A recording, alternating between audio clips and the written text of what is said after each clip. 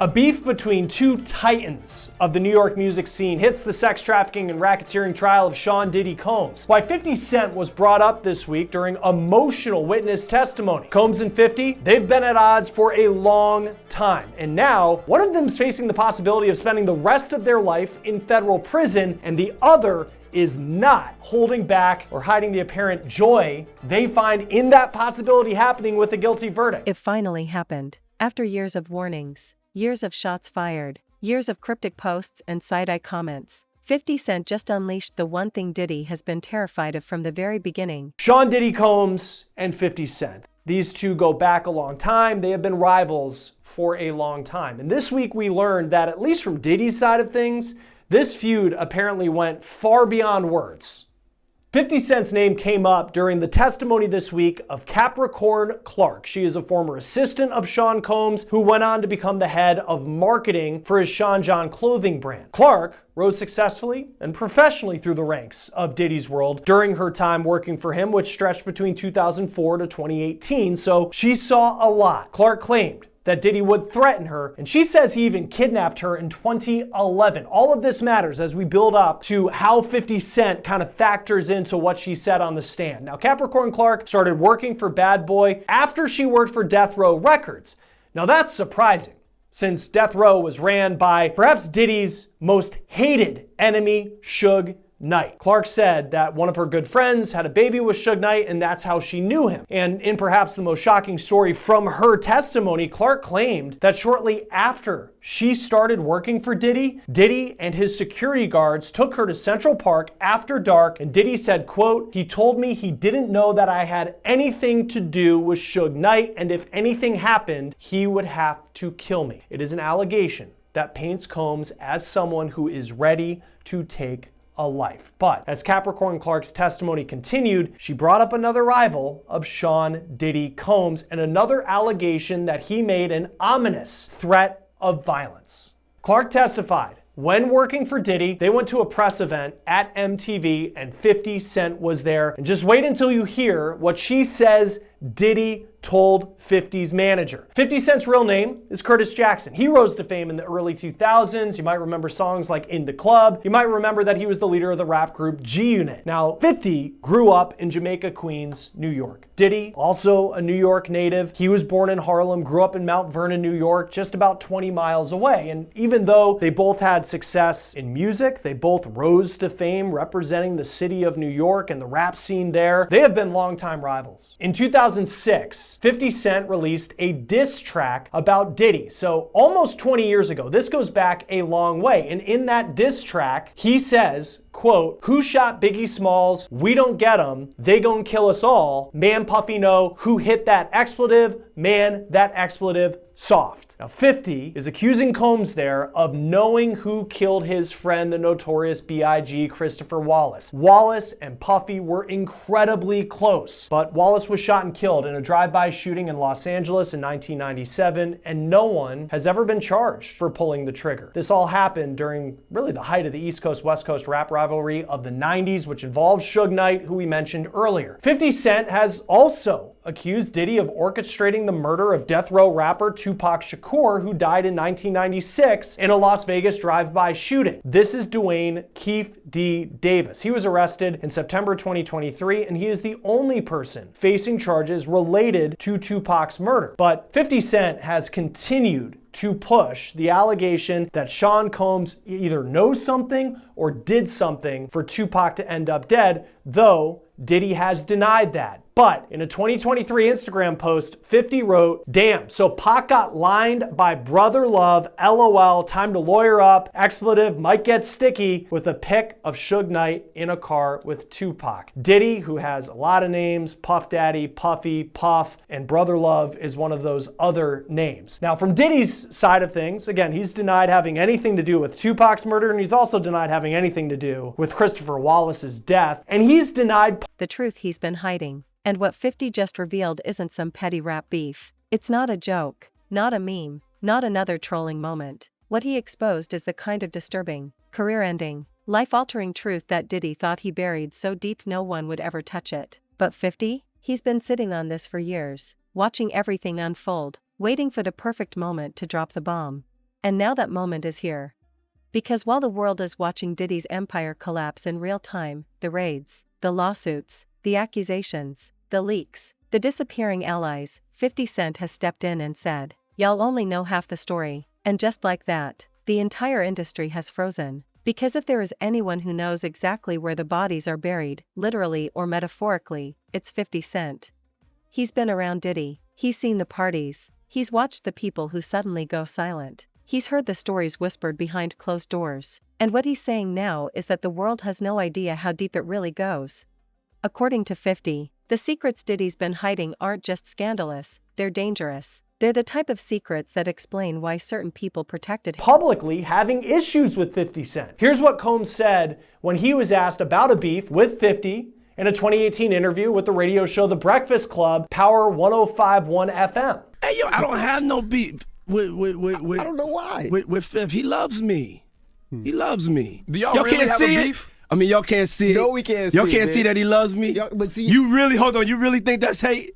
If you look at 50's social media, you can see he has a lot of posts about Diddy. And this is what he posted the day that federal agents in Miami raided Combs' mansion ahead of his arrest on the charges that he's now on trial for. 50 Cent posted on X, "Now it's not Diddy do it, it's Diddy done. They don't come like that unless they got a case." 50 Cent also included a link to his G-Unit clothing brand in that post. While Diddy in the Breakfast Club clip said that 50 Cent actually loves him and there was never a beef, on the stand this week, Capricorn Clark said otherwise. Clark said that she was at this press event at MTV with Diddy and 50 Cent was also there, all of this happening in New York. Clark said, quote, "After the interview wrapped up, myself, Puff, and Chris Lighty got in the elevator." Clark said that Lighty was an entertainment manager who, on paper, was managing Diddy at the time, but was also 50 Cent's manager at the time. Prosecutors asked Clark what happened in the elevator, and she said, quote, "Puff told Chris, because they were having some sort of issue, like,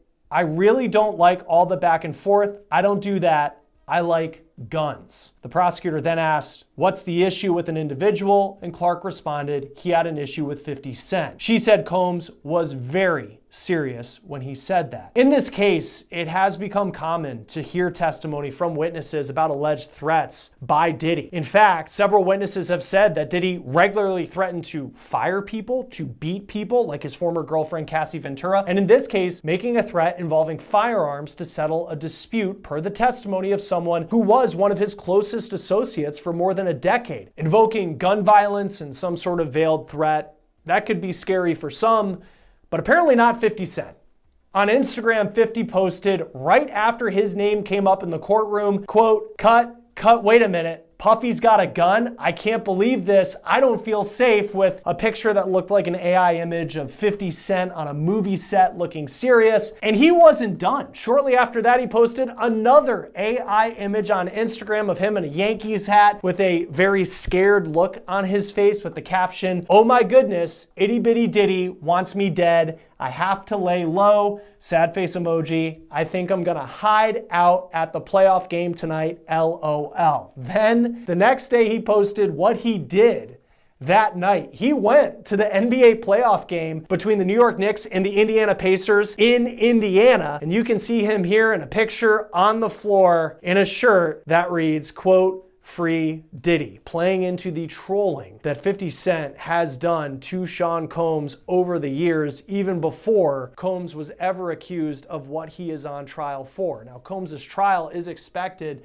to last another month at least. He's charged with racketeering, sex trafficking by force, and transportation to engage in prostitution. He has pleaded not guilty. Join us now to talk more about the trial of Sean Diddy Combs and everything that's going on inside the courtroom is Afi Patterson, civil and criminal defense attorney. Thanks for taking the time to be with us. We're focusing on what was a minor moment in the grand scheme of everything we heard in the trial this week, but there's this anecdote that Capricorn Clark told about what related to 50 Cent, but what Diddy allegedly told 50 Cent's manager at MTV. Him for so long. Why people were scared to speak up. Why the industry always moved in silence when his name came up in certain conversations.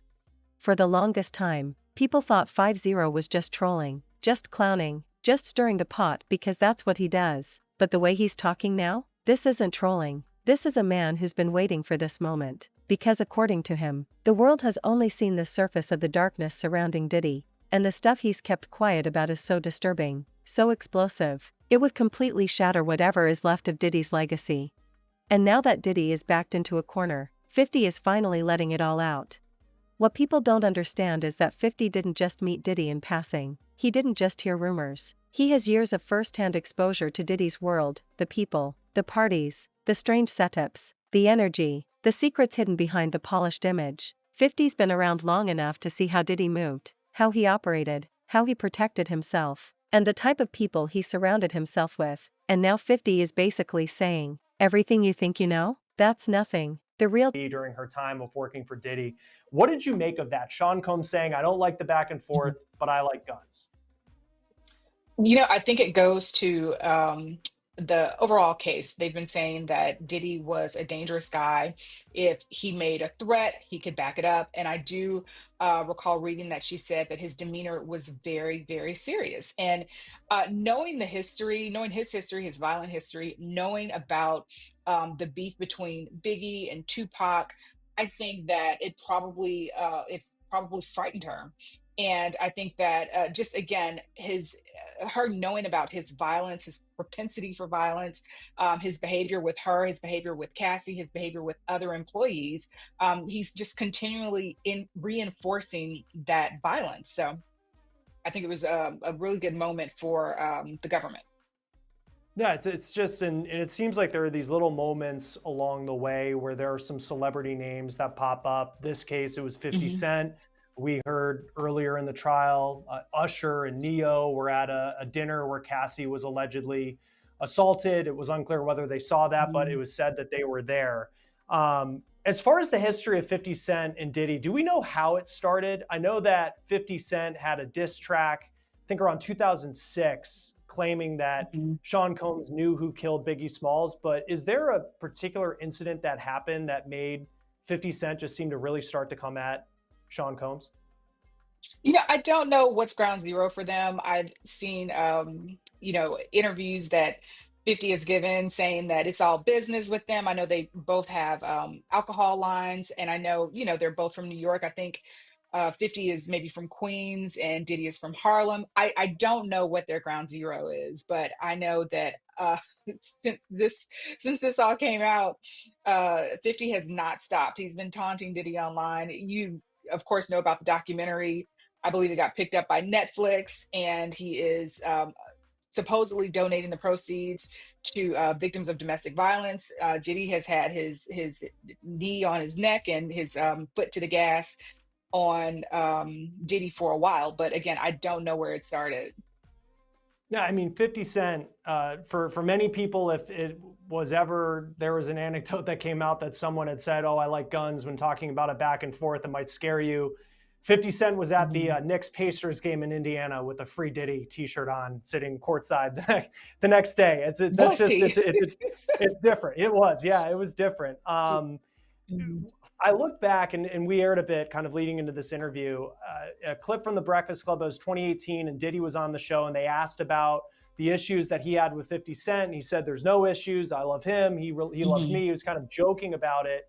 And then you hear these stories that come out, whether it's this one specifically about 50 Cent or just in general, the picture that's being painted by the government in this trial. For you, has kind of the image of Sean Combs and who you thought he was, has it changed during the course of what we've seen over the last couple of weeks? Certainly over the course of what we've seen, but I think I've seen an interview where 50 said, if you want to go nowhere, go to Diddy. If you're ready for your career to die, go to Diddy.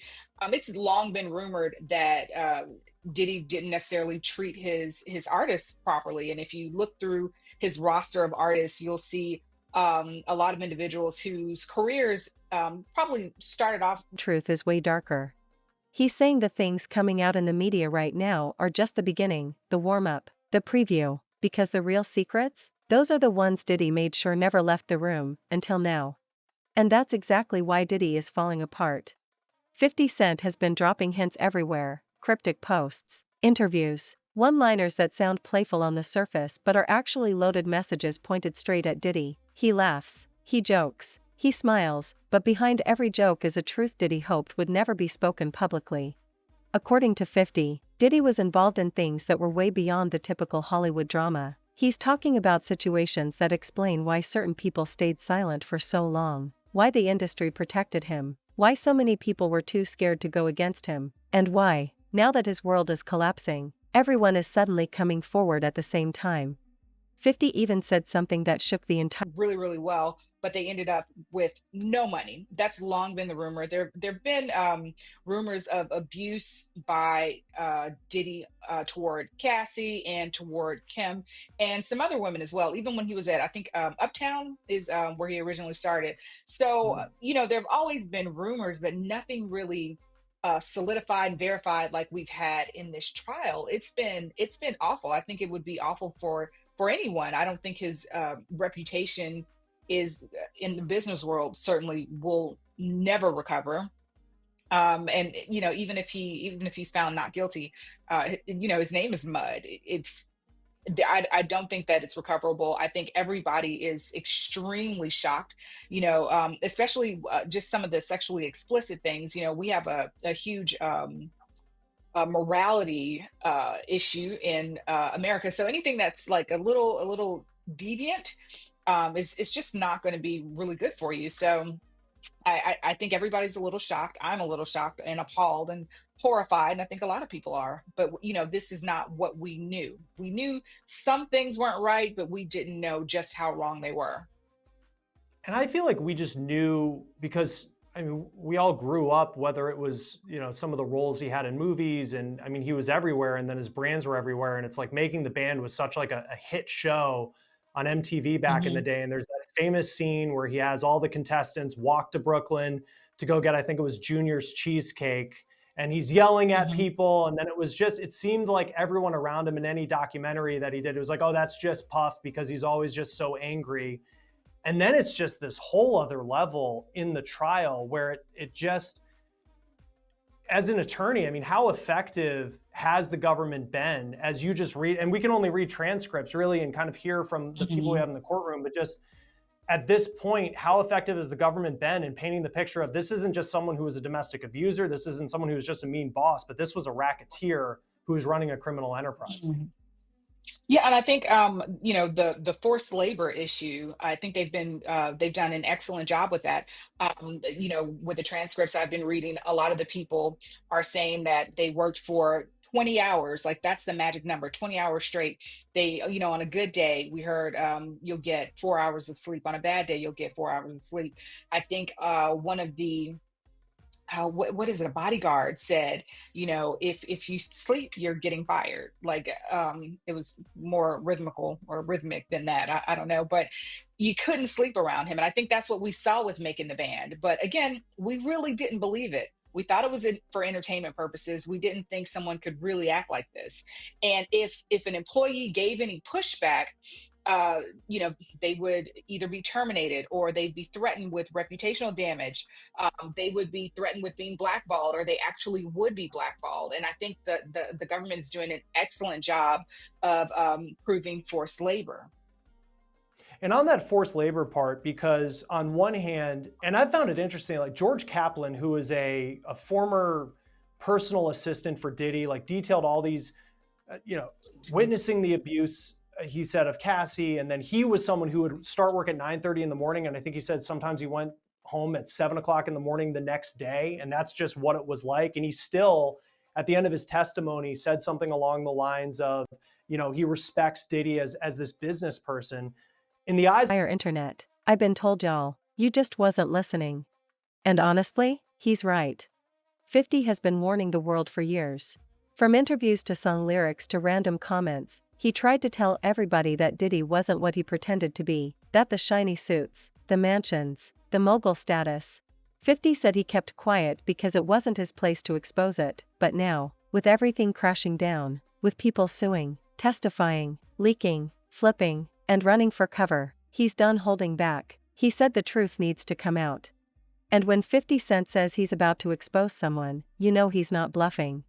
What's wild is that insiders say 50's been gathering information on Diddy for years. It wasn't about beef, it was about watching a man hide behind money, power, and status while doing things that would destroy anybody else's life. 50 always hinted at what he knew: the shady parties, the strange setups, the people who mysteriously went missing from the industry after getting too close. He said Diddy was protected because he had dirt on everybody. But now, that friend, after Rodney Lil Jones Jr. filed his federal lawsuit against Diddy earlier this year, in which he referenced Diddy's infamous parties as seemingly the scene of a number of the allegations he now faces, including sex trafficking, forced drugging, and compromising footage of celebrities that have been held as blackmail. Stevie J seemingly responded with a post to Instagram with the caption, "This is what a real Diddy party looks like." The video showed a number of famous faces, including Jay-Z and Beyonce, Kim Kardashian, her then-husband Kanye West, Naomi Campbell, and several others who were all together to celebrate Diddy's 50th birthday in 2019. Fast forward to 2024, 50 was asked why there have been so many silent voices when it comes to celebs speaking out about Diddy, as if they're afraid to speak up. 50 replied in part, "Some of them were involved at the parties and enjoyed themselves, so they don't know what the F is on the tape or what's not on the tape, so they're not going to say anything because they might have had too much fun." And then you've got other people who look at it and go, "Well, that's not my business and I don't want to be in it." Then you got a part of our culture that says that's snitching or dry snitching. It's uncomfortable for me to say what I said because I've been saying this stuff for 4 or 5 years. Everybody else is not going to be as comfortable as I'm saying it. 50 Cent then alleged there's one famous friend that is aware of Diddy's alleged disturbing behavior. R&B legend Mary J. Blige, who got her start at Diddy's Bad Boy Records, has been a longtime friend of the embattled rapper and producer, but she reportedly has a great relationship with 50 Cent as well. When asked if Mary J. Blige reached out to 50, he responded, no, you know what? Mary never reached out to tell me not to F up Puffy because she knows he does that stuff." As Diddy and 50 Cent have long been in the rap game, they share another commonality, and that's 50 Cent's ex-girlfriend and the mother of his youngest son, Daphne Joy Navarez. The actress and OnlyFans model was named in Rodney Jones' suit against Diddy, as she was referenced to as an alleged sex worker of Diddy's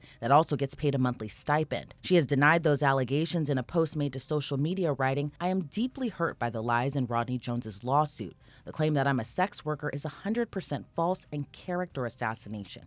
I am retaining an attorney to explore all legal remedies against both Rodney and his attorney." 50 Cent seemingly poked fun at the allegation of the mother of his son being an alleged sex worker. In a post made to his social media page, 50 wrote a caption, "I didn't know you was a sex worker, you little sex worker, LOL." But this would prompt Daphne Joy to respond to her ex again on social media, but this time would accuse 50 directly of rape and being abusive during their relationship. She would write in part, "Everything is a joke to you until our safety is compromised, which is happening now.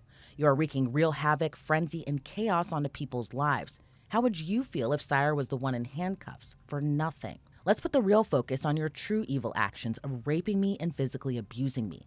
You are no longer my oppressor, and my God will handle you from this point on. You have permanently damaged the last hope I had for you as a father to preserve our family with these last and final false claims made against me. You have broken our hearts for the last and final time." Those allegations against 50 Cent would prompt him to fire back against his ex Daphne Joy and sue her for defamation. In his suit, 50 Cent said those allegations were unequivocally false and would claim she made the shocking allegations in retaliation after he moved to take sole custody of their son. Since that suit, Daphne has deleted her Instagram post accusing 50 of rape and physical abuse. 50 Cent was asked by The Hollywood Reporter the latest in the defamation suit. The rapper and television producer said he tiptoes around the Daphne stuff and explained why. He said, "I got a family court case. The allegations that came out, she posted things to her page saying some crazy stuff. But this comes 8 hours after I filed for custody for my son. And she put that up in response to that, and I'm like, ugh. In this climate, you know how quickly they pass judgment. Things have worked out since she said those things." He went on to add, "I'd like to respond and say some wild stuff, but I've got to sustain that for my son." 50 was asked if he would protection is gone. And 50 smells blood. Sources close to 50 say he's been working with people who used to be in Diddy's circle, former employees, old associates, people who were afraid to talk before. They're not afraid now, because they know the walls are closing in. And 50 is more than happy to give them a platform. He said openly that Diddy's darkness runs deeper than the public even imagines, and that everything coming out now is just the warm-up. He claims there are things he's known for years that never made it into lawsuits. never made it into headlines, things that would flip the entire narrative upside down. And that's why Diddy is crumbling. Because if there is one person he never wanted coming for him, it's 50 Cent. Not because of fame, not because of power, but because 50 Cent is relentless. He doesn't stop. He doesn't get intimidated. He doesn't get quiet. Once he chooses a target, he keeps firing until nothing is left. And right now, his entire focus is on Diddy.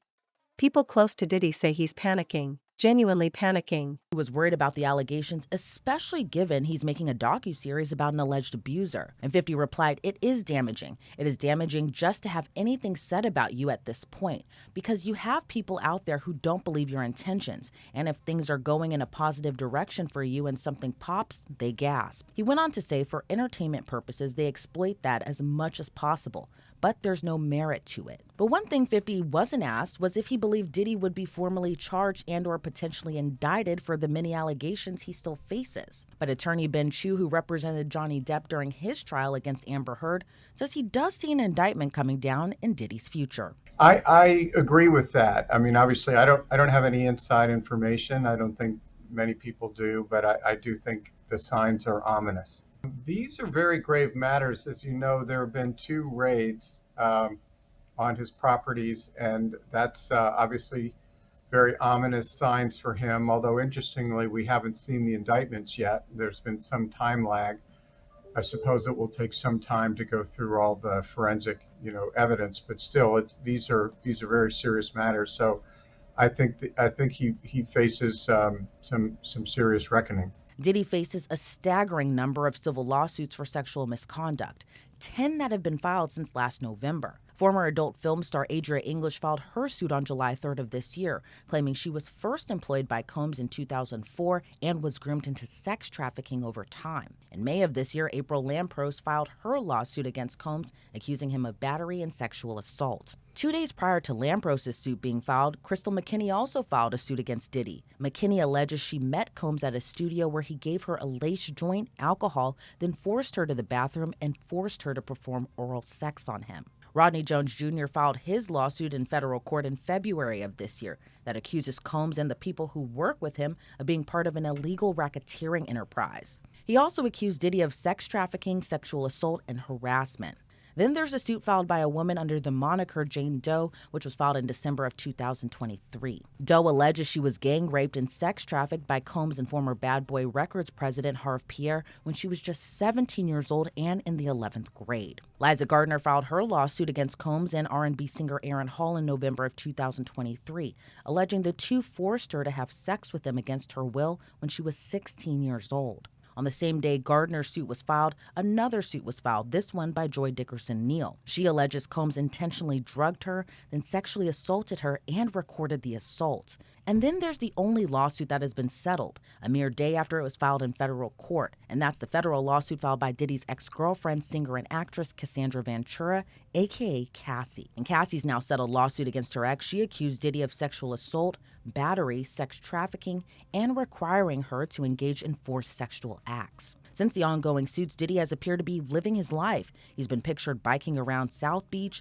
getting onto his lavish private jet, and even whitewater rafting. But for his accusers, it hasn't been sitting well. After the photos were made public of Diddy seemingly enjoying his summer vacation in Wyoming, Cassie's lawyer Douglas Wigder released a statement to TMZ saying, quote, "I don't think whitewater rafting will prepare him for the choppy waters that lie ahead."